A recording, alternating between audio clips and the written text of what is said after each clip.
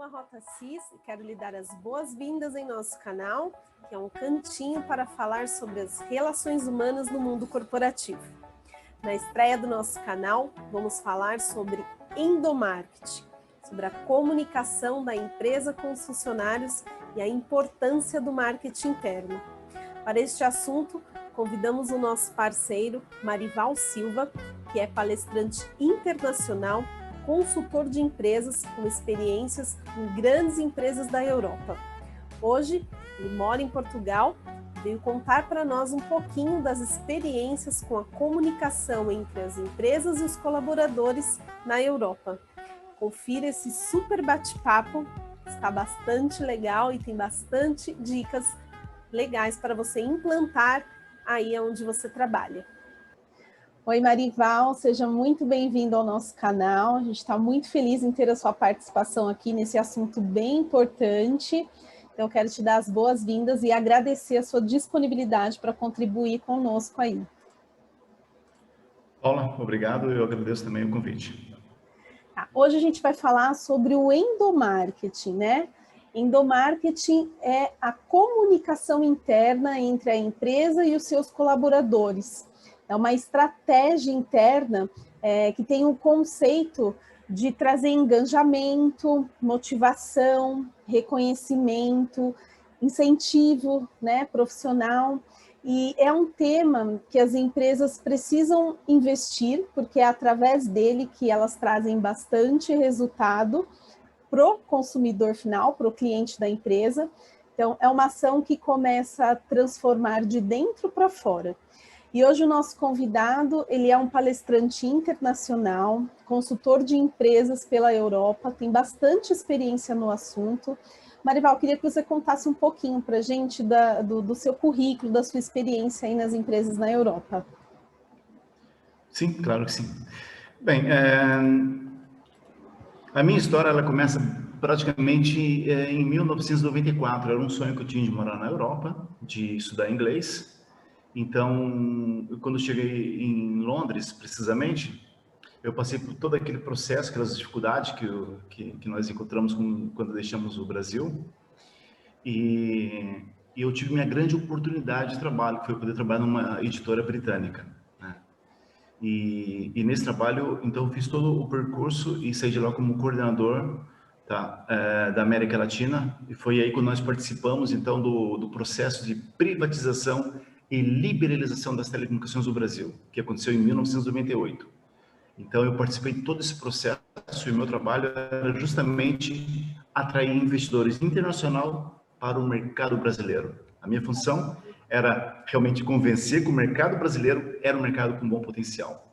E depois eu fui também trabalhar no jornal Brasília News, comecei como jornalista, né? Na altura eu fazia comunicação social em Londres, e terminei meu trabalho no jornal Brasília News como diretor de marketing. E eu tive ali uma grande oportunidade de aprendizagem, e foi quando então eu decidi mudar para Portugal. E em Portugal, sim, aí eu coloquei em prática todo aquilo que eu aprendi e vivenciei em Londres. Então, aqui em Portugal, eu fui trabalhar nas duas maiores empresas de telecomunicações em Portugal. Observe que interessante, eu participei do processo de liberalização e telecomunicações no Brasil, e depois eu fui trabalhar em Portugal justamente na área de telecomunicações. Interessante, né? Uhum. Então, eu realmente tive ali duas empresas no qual eu representei e tive cargos de chefia, um cargo de confiança mesmo, era fazer toda a coordenação de vendas a nível nacional, né? E foi realmente fantástico. Então, trabalhar nessas duas empresas realmente me fez perceber como que as empresas europeias elas se posicionam referente ao trabalho voltado para o público interno, para os seus clientes internos. Tanto é que isso é um fato interessante, que eu, como imigrante brasileiro, e as empresas europeias, elas não observam a sua origem, mas observam realmente as suas competências. Isso é muito importante no mercado de trabalho hoje. Legal, bacana. A gente percebe que a maioria dos problemas nas empresas advém da comunicação, né?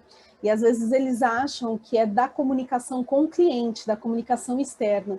E se você não tem uma boa comunicação interna, você não tem como exteriorizar isso para os seus clientes, né? E essa é a função do endomarketing, né? Realizar ali uma comunicação assertiva para que a empresa consiga atingir o seu objetivo. Comenta para a gente qual a importância do endomarketing e os benefícios que ele traz para uma empresa.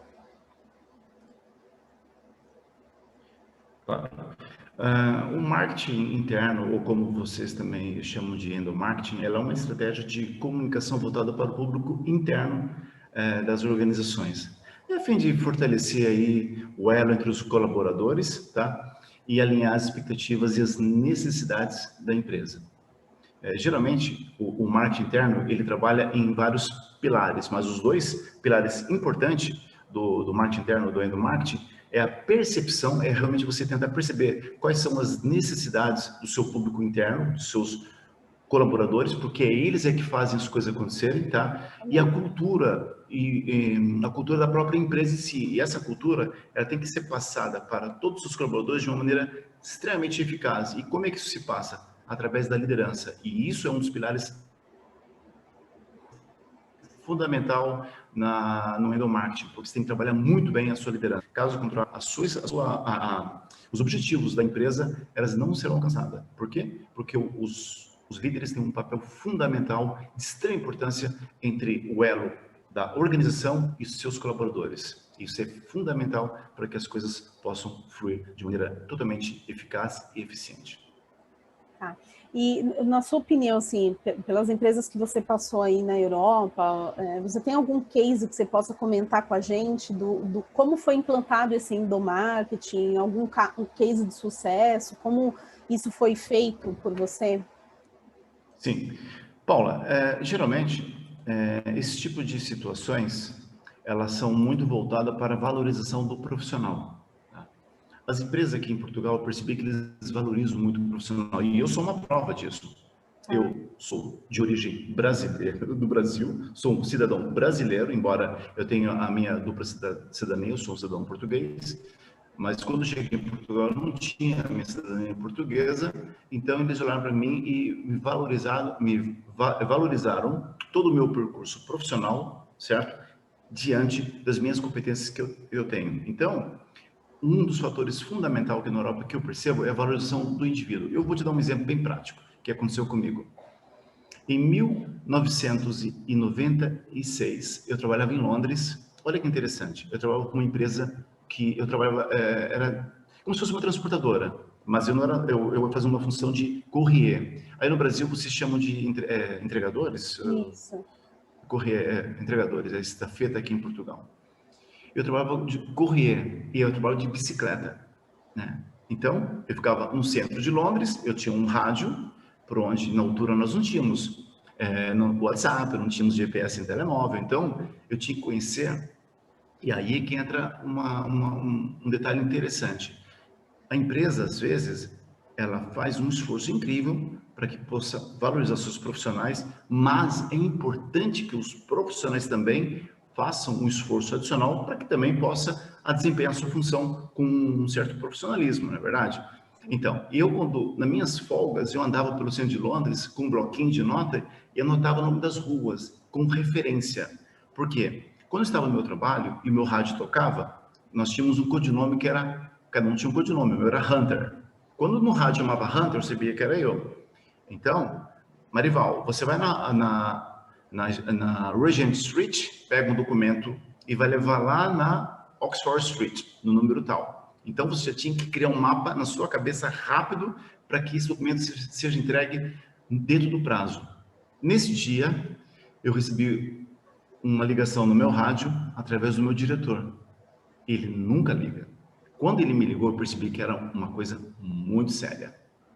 Ele me falou assim: Marival, interessante, quando você se sente valorizado, você tenta desempenhar a sua função até com mais naturalidade, com muito mais empenho. E ele me falou o seguinte no rádio: Marival, aqui quem fala é o Peter.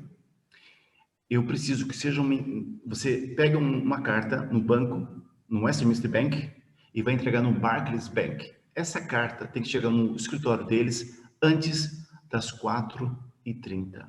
4h31 é missão falida. Tem que ser 4h30 no máximo. Eu olhei no relógio, aquilo eram 3h50. E ele me falou assim, a palavra mágica. Foi, Marival, quando eu tive essa missão, eu olhei para os meus entregadores, eu falei, se tem uma pessoa capaz de cumprir essa missão, é você. Posso confiar em você? Eu falei, pode. Então eles me deram a coordenada, eu peguei minha bicicleta, saí voando para o centro de Londres, peguei a correspondência. Quando fui entregar no outro banco, eu me perdi um pouco, porque os números em Londres, nas avenidas, você começa com o número 1.400, daqui a pouco já volta para 70, daqui a pouco vai para 1.300, eu me compliquei um pouquinho. Deixa eu só aqui abrir um parênteses. A empresa, todo fim de ano, ela reúne todos os seus colaboradores, né? Isso é importante também, porque aí que entra a valorização. Reúne todos os seus colaboradores para poder premiar as melhores performances do ano todo, né? E naquele ano, estava sendo lançado em Londres aquelas bicicletas, né? Com toda cromada, enfim, era uma bicicleta realmente muito cara mesmo, era um sonho de qualquer entregador. E quando você falhava uma entrega, né, interessante isso, aquilo descontava dos seus pontos. E quando eu cheguei no edifício, eu coloquei a bicicleta, a hora que eu fui entrar na porta, eu já estava transpirando, e isso era inverno, estava suando.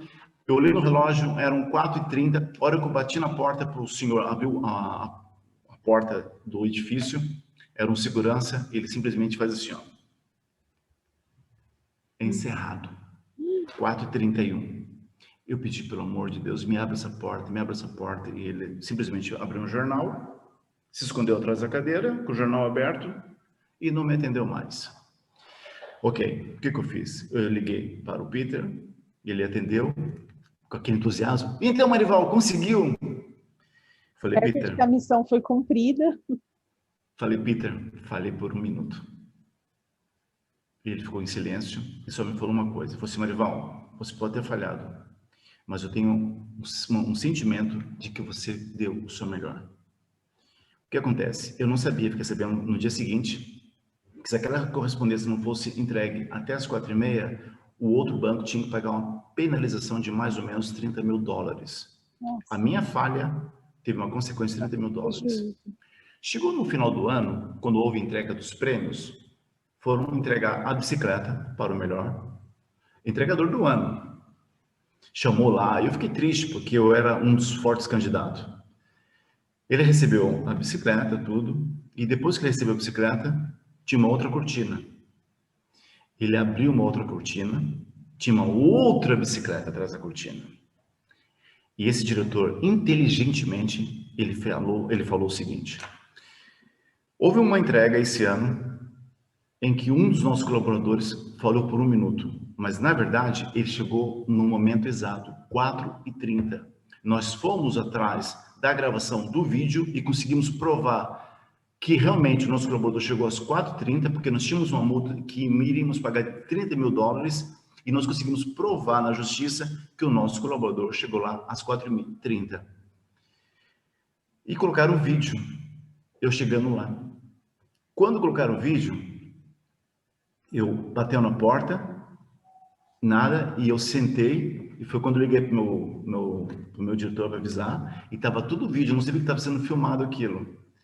E mostrou eu chorando, eu chorei mesmo, por ter fracassado uma missão que me foi dada.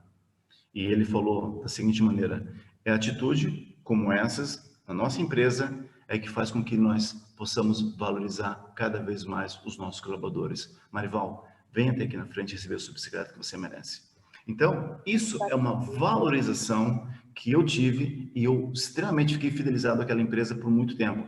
Eu só saí de lá realmente para poder entrar no mundo das telecomunicações. Saí de lá muito triste, mas aquele foi um momento na minha vida em que eu vou lembrar e relembrar por muitos anos da minha vida. É uma simples atitude de um diretor, de um líder, que soube valorizar os seus funcionários. Quando a gente pensa, né, na comunicação interna, no endomarketing, a gente não pode pensar só em benefício, em salário que a gente vai oferecer competitivo para o mercado, né? Às vezes Sim. a empresa oferece coisas muito mais competitivas que o mercado, mas não tem esse cuidado com o colaborador. Não entrega a ele a sensação de pertencimento daquele local, né? Verdade. A história poderia ter sido diferente. Mesmo que você não ganhasse a bicicleta, acho que doeria muito menos do que se o gestor não tivesse a sensibilidade de te mostrar, olha, eu reconheci o seu esforço, você fez o que pôde, na verdade a falha foi da pessoa que não quis abrir a porta dentro do horário que você, né, que faltasse segundos, mas ainda era um horário que era de direito seu entrar, né, no estabelecimento. Você sente que Exatamente. falta esse feeling na liderança aqui no Brasil, aí na Europa, essa comunicação mais humana com o funcionário? Então, Paula, é assim, aqui na Europa, as empresas têm investido muito no... Paula? Oi, estou te ouvindo. Oi? Ah, ok, Oi, ok. para mim tá Viu, ok. Paula, aqui na Europa... Não, é que sumiu a imagem aqui. Ok, ok. Paula, aqui na Europa, as empresas têm investido muito, muito, muito mesmo na área de formação de liderança.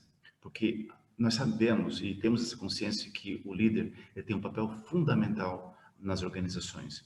Porque ele é o elo entre realmente o que a empresa precisa e os colaboradores. Ele que faz toda aquela máquina funcionar. Houve uma pesquisa recentemente nos Estados Unidos, desenvolvida pela Career Builder, que entrevistaram 3.000 funcionários. E esses 3.000 funcionários, ficou muito claro que um dos fatores determinantes que faziam com que eles buscassem outras empresas, outros trabalhos, outras oportunidades, era a comunicação que eles não tinham muito com a liderança e também a motivação de perspectivas de crescimento dentro das organizações. Então, são dois fatores fundamentais que fazem com que o turnover, né, que pudesse diminuir. Tanto é que essas empresas nos Estados Unidos, houve um estudo agora recentemente que eles gastam em cerca de 900 bilhões de dólares por ano, simplesmente no fator de você ter que repor uma peça que saiu da sua empresa. Então, hoje as empresas têm muito voltado para a retenção dos seus colaboradores internos, através de várias iniciativas. Por exemplo, eu posso dar aqui um exemplo muito, muito gritante, esse exemplo clássico, que é a própria Fiat, aqui na Itália. A Fiat, eles vão muito além dos seus colaboradores, eles vão na família dos seus colaboradores, eles organizam eventos aos fins de semana, reúnem as famílias, organizam férias com as famílias, até bodas de casamento eles premiam seus colaboradores. Então, isso é uma maneira de não só valorizar os seus profissionais, mas também fazer com que essa valorização chegue em outras dimensões, que cheguem nas suas famílias, em toda a sociedade, porque quer queira, quer não, isso faz parte, é uma fatia de toda uma sociedade. É por isso que hoje a Fiat é muito bem Pensar conceituada fora no da que diz o caixinha. endomarketing. Eles pensam fora da caixinha, porque não adianta Exatamente, você pensar fora da trabalhar o crise. funcionário dentro da empresa para ele atingir o objetivo que você quer e não cuidar lá fora, né? Principalmente nos tempos agora pós-pandemia, que vida pessoal misturou com vida profissional. E se a empresa não tem o cuidado de pensar disso, ela vai investir todo um trabalho interno e quando o funcionário sai dali, aquele trabalho está todo perdido. Então, ela volta no dia seguinte para a empresa tem que recomeçar o trabalho de motivação, engajamento. Então, é muito inteligente da Fiat entender que ela precisa fazer a continuidade desse trabalho e pensar no colaborador como externo também, né? Muito bacana. Certo.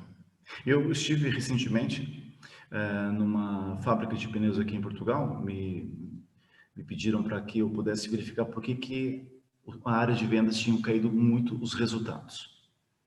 Então, eu tinha que perceber que tipo de metodologia que eles estavam utilizando, como que era a comunicação entre toda a força de vendas e a liderança, e como que um líder se comportava diante de todos os seus liderados. Então, eu fiz todo esse trabalho de coaching e tentei perceber realmente como que isso estava todo estruturado e eu percebi que realmente a maioria, se não a esmagadora maioria das pessoas estavam realmente muito descontentes com a comunicação, como o líder ele se comunicava. Olha que interessante, Paula. Nós já estamos entrando aqui agora em uma outra área, que é a comunicação. A maneira com que ele se comunicava com toda a sua equipe, toda a sua gestão de vendas, aquilo às vezes surtia efeitos totalmente negativos. Então, são detalhes, mas são detalhes que fazem muita diferença dentro de uma estrutura de vendas, principalmente. E não só na estrutura de vendas, né, mas no orçamento em geral da empresa, né? O retorno que ela tem desse investimento é muito maior quando ela presta atenção nos detalhes, né? E ela consegue envolver o colaborador ali. Ele se sente parte da tomada de decisão, ele se sente parte. É diferente de uma empresa, por exemplo, que não tem comunicação assertiva e o funcionário está ali sempre inseguro. Poxa, será que eu estou sendo reconhecido? Será que eu vou ser substituído, né? Eles ainda têm essa mentalidade de que ele é só mais um número dentro da empresa. E, na verdade, esse pensamento já vem acabando, principalmente com esse novo mercado de trabalho pós-pandemia, né? Imaginar que um colaborador é somente um número já decretar a falência da sua empresa, né? Porque a empresa ela funciona de pessoas. E é esse o seu maior investimento, né? Que deve ser, pelo menos. É verdade. Até porque, Paulo, quando os colaboradores acreditam na empresa, eles estão envolvidos e comprometidos, tá? Com todas as iniciativas que a empresa ela tenciona ou pretende fazer no mercado. Tanto é que, já que você fala em comunicação, né? Muitos colaboradores, infelizmente, às vezes ficam sabendo o que a empresa está a desenvolver, através, às vezes, da mídia, às vezes, através dos próprios clientes. Então, é importante a empresa, quando for ter qualquer tipo de posicionamento ou for lançar algum tipo de produto no mercado, reunir todo mundo, passar essa informação, porque quando você envolve todos os colaboradores, eles se sentem parte integrante do processo e, consequentemente, as coisas vão fluir com muito mais eficiência, não tenha dúvida disso. Com certeza, né? E a gente enxerga resultados financeiros, né? Eu estava estudando esses dias sobre uma nova modalidade de RH, que é um profissional específico que estuda o nível de felicidade do colaborador dentro da empresa. E que um colaborador feliz, ele é muito mais engajado, ele traz muito mais resultado do que um colaborador que tá ali, às vezes, desmotivado, tá com algum problema pessoal.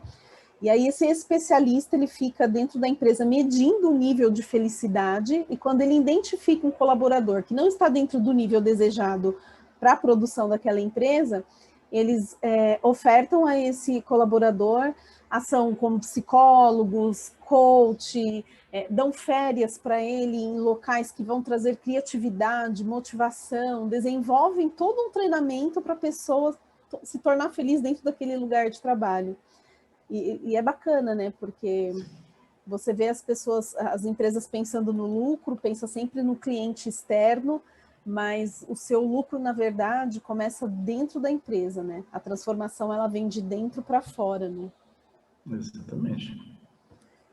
Vale muito mais a pena ter um funcionário comprometido e engajado com o teu objetivo do que você, a todo momento, ter que ficar treinando um novo funcionário para chegar nisso, né? Na tua visão e na tua missão. Exatamente isso, Paulo. E isso, tanto que isso é verdade, que algumas empresas aqui, principalmente na Europa, eu estou muito tempo fora do mercado brasileiro, mas aqui na Europa a gente percebe que realmente há uma conscientização das empresas nesse sentido, entende? Tanto é que eles investem muito na área de formação, muito mesmo, de forma assim incansável. Eles estão constantemente preparando os seus funcionários, porque é uma maneira também disso voltar para a empresa em termos de benefícios. Aí volta aquilo que você falou, o lucro, né? Posso até aqui dar um exemplo bem clássico sobre isso, que foi aquela situação daquele funcionário que havia um departamento que tinha uma ótima produção, os melhores profissionais estavam naquele departamento, só que a produção daquele departamento começou a cair drasticamente. E então, o que acontece? Ficou ali muito claro que começou ali ter gestão de conflitos. E gestão de conflitos é uma coisa assim que muitos líderes ainda não sabem também lidar com esse tipo de situações, né? E o que acontece? Um bom líder, ele consegue identificar realmente quem são as pessoas conflituosas e atuar de maneira sutil. É a arte de você tirar o mel sem espantar as abelhas. E o que acontece? Nesse departamento, o diretor percebeu que havia uma pessoa que estava comprometendo a produção praticamente dos demais. Ele poderia muito bem usar sua autoridade, chamar a pessoa e repreender, na verdade. É um procedimento que muitos fazem. Mas o verdadeiro líder, infelizmente, mas só que o verdadeiro líder, ele lidera, tá? Ele lidera de uma maneira totalmente envolvente. As pessoas, quando olham para um líder, elas sentem apaixonada por ele, elas sentem atraída. Ele é uma pessoa sedutora, tá? E um líder, ele lidera pelo exemplo, tá? Você não pode pedir algo para alguém fazer se você mesmo não é capaz. É igual a história do Gandhi, né? O Gandhi foi um maior líder espiritual na Índia, e um dia a mãe chega no Gandhi e fala: Gandhi, o meu filho, ele é apaixonado por você, ele adora você, Gandhi, só que tem um problema, ele adora doces. Eu já pedi para ele parar de comer doce, mas ele não para. Se você pedir para ele, ele vai parar na hora, ele está ali fora. Posso chamar ele aqui para você pedir para ele? O Gandhi olhou para essa senhora e falou assim: olha, faz o seguinte, traz ele a semana que vem. Mas, o Gandhi, é que ele está aqui fora. Eu compreendo. Traz ele a semana que vem. A mulher, muito triste, foi embora. E quando ela voltou semana que vem, Gandhi, pronto, ele está ali fora. Agora posso mandar ele trazer? Ele olhou para ela e falou assim: não, ainda não. Pede para ele trazer, traga o seu filho só a semana que vem. Ainda não é o momento certo. Na outra semana, volta a senhora com o filho, já um pouco chateada. E hoje, eu posso mandar ele entrar? Sim, hoje pode. Aí entra o garoto, vê o Gandhi, dá um abraço, porque gosta muito do Gandhi, e o Gandhi olha para ele e fala: a sua mãe me falou que você adora doces, não é verdade? Ah, eu adoro doces, Gandhi. Você já parou para pensar na possibilidade em diminuir a quantidade de doces que você come? Não, eu nunca pensei nisso. Que tal pensar nisso? Olha, eu vou pensar. Então pensa nisso. Tá bem. Tchau, Gandhi. Tchau. O garoto saiu, a mulher ficou indignada e falou: olha, desculpa, se fosse para o senhor falar isso para ele, por que o senhor fez no primeiro dia? Por que você teve que fazer eu voltar aqui 2 a 3 vezes? Ele olhou para ela e falou assim: eu vou falar uma coisa para a senhora. É que eu adoro doces, muito. E eu passei durante 3 semanas tentando diminuir a quantidade de doces que eu como. Eu seria incapaz de pedir algo para uma criança que eu não sou capaz. Então, um líder, ele não pode pedir algo para alguém se ele não é capaz de fazer. Então, o que esse líder fez? Ele percebeu que estava tendo um conflito. Ele chamou esse funcionário da sala dele e falou assim: Luiz Carlos, eu percebi que no seu departamento está havendo ali muitos conflitos. Sim, eu também acho. Ok. E eu percebi que você é uma pessoa muito importante na nossa organização. Você tem feito um trabalho fantástico aqui dentro. A sua produção é impressionante. Você tem um histórico muito bonito aqui. Você escreveu uma história muito legal na nossa empresa. E eu preciso de uma ajuda sua. E olha que ele estava falando justamente com a pessoa que estava fazendo todo o conflito, né? Se você conseguir identificar quem é a pessoa que anda a fazer conflito no seu departamento, você poderia me informar, por favor? Porque você é uma pessoa que eu confio muito. Eu sei que você vai conseguir identificar essa pessoa. Claro, eu vou fazer isso, pode ficar tranquilo. A partir desse momento, aquele departamento aumentou sua produtividade e nunca mais teve conflito. Então, isso é um momento muito clássico de você liderar pessoas, porque liderar pessoas é algo apaixonante. É por isso que muitos líderes arrastam multidões atrás dele, quando ele é admirado. Porque você pode admirar. Você pode liderar por imposição, faça porque eu mando, tá? Ou você simplesmente pode ser uma parte integrante de toda uma equipe. Isso é muito bacana.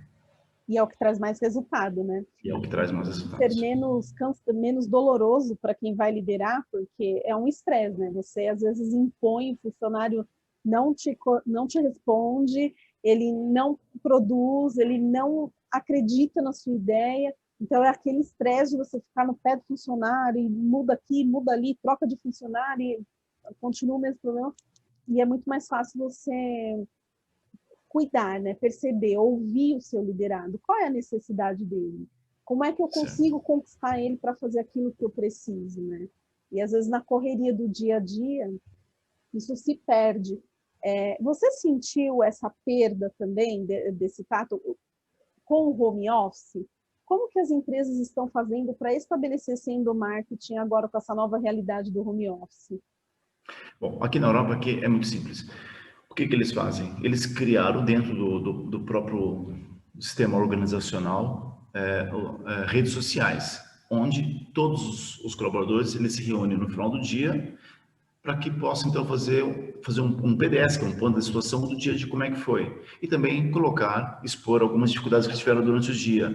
Eles continuam interagindo com toda a sua estrutura, com toda a sua equipa, cada um realmente colocando os seus pontos fortes e os seus pontos menos fortes, digamos assim, e eles buscam então uma solução em conjunto, mas sempre mantendo a harmonia entre os seus colaboradores.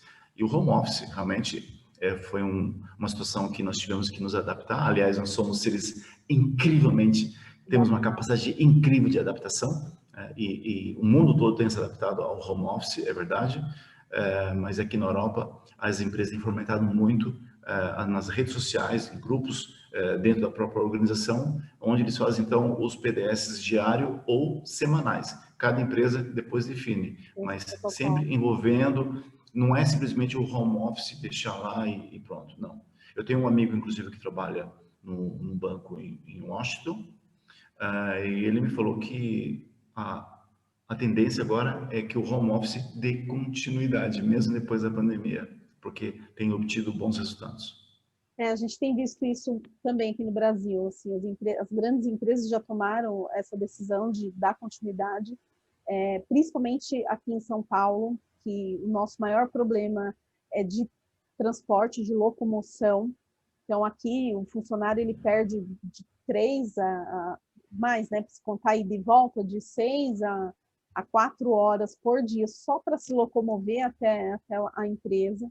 Então, isso já causa um estresse, o funcionário já chega na empresa cansado, estressado, nervoso, ligado em outras situações, né? Ele perde a produtividade.